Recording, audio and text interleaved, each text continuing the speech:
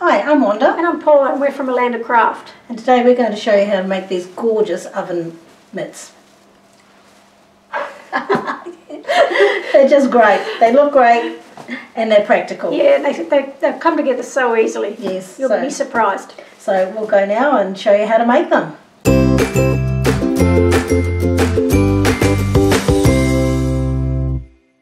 Now what you're going to need are some jelly roll strips. So we've got a few here. You'll need 8 of them, 4 for the front and 4 for the back. Yeah, and if you don't have jelly roll strips, you can cut your own. They're only two and a half. 2.5, sorry. Yeah, 2.5 And these are the motor range, so they're really pretty. So we'll also need some batting. Just thin. You only want the very thin batting, otherwise it's going to get too thick when you come to sew. Get too bulky. And some Insulbright, which is a insulating batting type of thing, so you can use it for these sort of oven mitts and things like that. Yeah, it stops you getting burnt. Yeah, it stops the heat. So yeah, so that's what you need. So now we'll just show you how to construct this. So now what you're going to do is take your strips and sew them together. You'll need 2 lots of 4. Yep. One for the front, one for the back. That's right. And you want to run a 1/4 inch seam. And the best way to sew them is 2 at a time, and then iron in between each go. So you iron with your seams opened out, because we did it the other way. We did it with the seams ironed flat, and really didn't work terribly well, did it? So iron them open, and you'll get a smoother sort of line there. So once you've done that, you'll want to cut off your selvages along here. From both ends. On both ends, Yep. so here's on all 4. And then we're going to go and do that now, and then we'll come back and we'll show you what to do next. So now we're going to draw some lines on the short end of our strips. So it's going to be a 1/2 inch line. We're going to do it on each end and do it on the right side. And you'll see why we're going to do this shortly. So I'll show you here. I've got my ruler and I've measured in 1/2 inch. I'm just going to draw a line across the top. And we're using friction pens here. These are awesome, actually.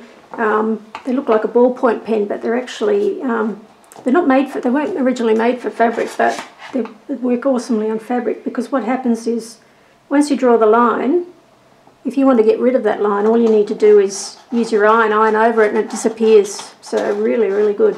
So we'll have a link below this video anyway if you want to know where to get those. And just make sure you don't use a ballpoint. Yep. So use chalk if you don't have friction pens. Alright, so I've done all 4 ends. I have my 1/2 inch line drawn across. And now I'm going to go and iron that 1/2 inch over so that it is nice and neat. Okay, so we've ironed down our seams on all 4 ends of each of these. Now the next step is to cut your Insulbright and your batting. So we need 1 piece of Insulbright for 1 piece and 1 piece of batting for the other piece. And the best way to cut this, yes, is to use your main piece as your template with the ends folded in. Yep. And just lay that on your Insulbright and on your piece of batting.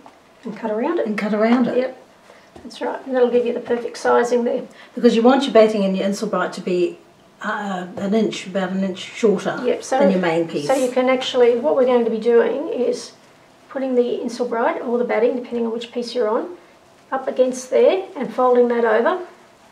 And now what we're going to do is we're going to sew along that line there. So we'll show you how we do that next.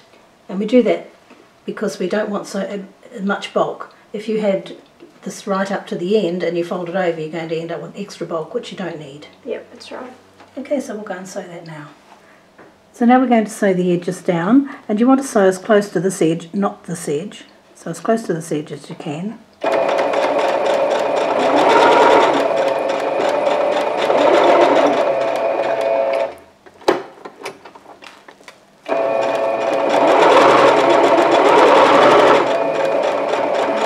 We have a new sewing machine, we're still getting used to it.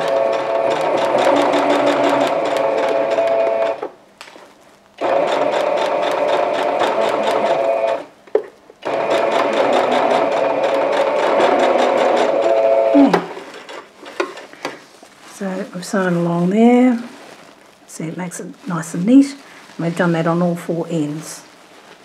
You can see here that I've now sewn both ends, and we're now going to make our pockets. Now at this stage you could either go and quilt this. You could stitch in the ditch or do a quilting pattern if you want, but we find that the backing holds quite nicely, so you don't have to worry about it. But now we're going to measure our pocket pieces. You can see also that we have pinned this. So we've used quilter's pins just to pin it down a little bit, just to keep the batting in place a little. Yeah. Yes, but you could pin it, just pin it is fine.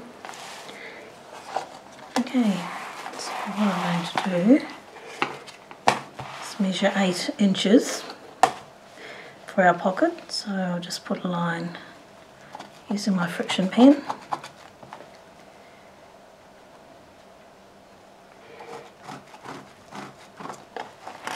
And the same at the other end.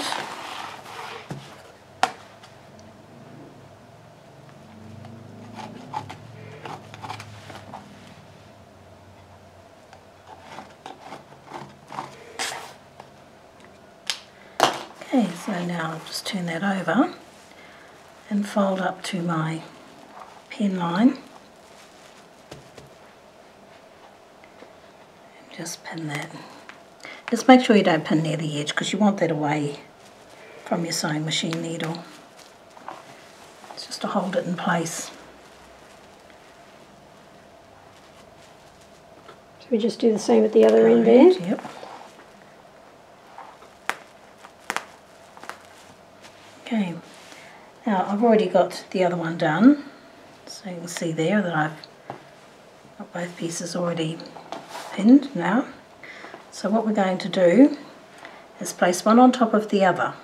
Okay, so just flip it over and place the two right sides together. So we're going to be sewing through all of this, all these 4 layers here, to create our pocket. Just going to sew down the edge, down the long edge on either side.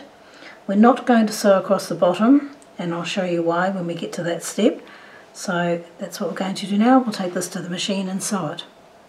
So pin your 2 pieces together. Just make sure that your pocket pieces match, because you want them to look nice and tidy on the other side. I'm the queen of the pins. I pin everything, and I pin especially things like this so that they don't move around. And make sure you take a good healthy 1/4 inch on this, because otherwise it's you just want to make sure that you're going to catch everything in.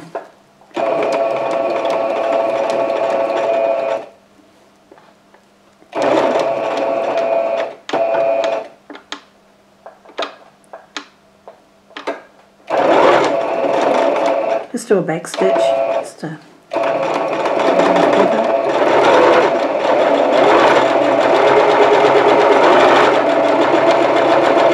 you might want to use your walking foot.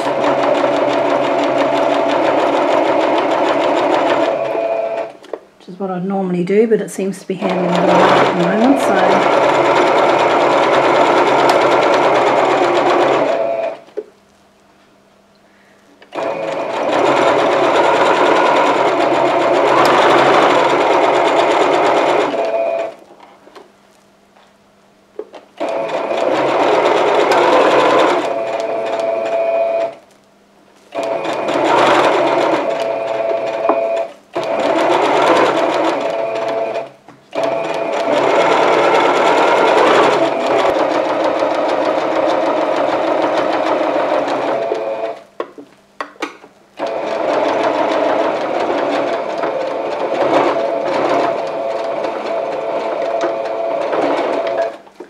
so now we've sewn both sides, and what we're going to do now is go and turn it out. Okay, so we've got the sides sewn together. As you can see, make a really good muff, wouldn't it, for the winter? What we're going to do is turn it through. Probably thinking that doesn't look very much like an oven mitt to me, but believe me, it does, and it's finished. So just pop it through.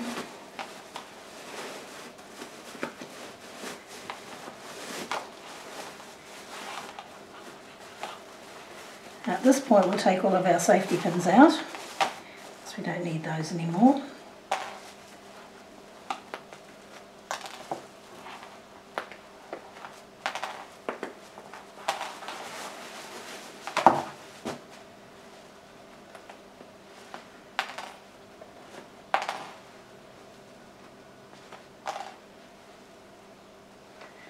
And what we're going to do now,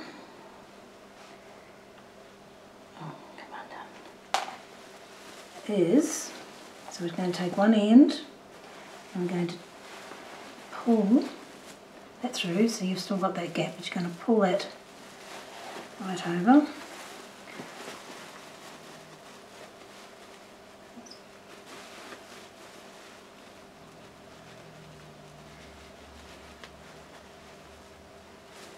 Okay, and there we go, there's our pocket, nicely formed.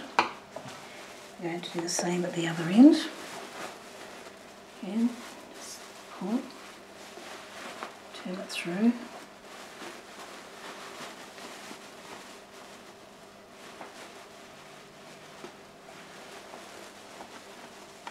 There's our pocket at the other end.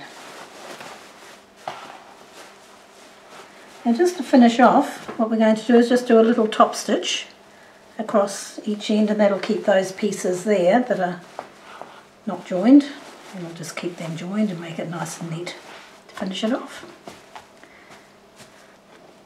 And we've taken the casing off the machine so that we've just got a smaller area to put this on. I'm going to start near the seam and just do a back stitch, and so close to the edge, it's just to hold the two pockets together.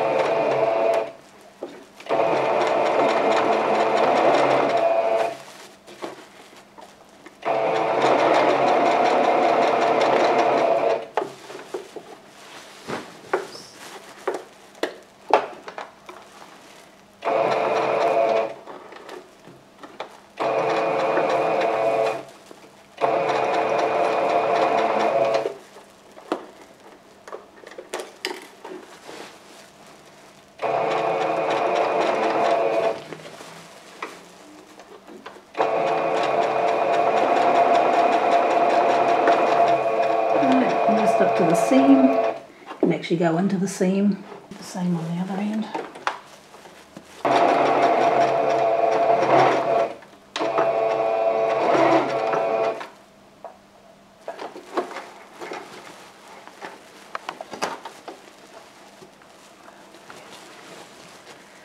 Alright, so we've sewn our pockets together.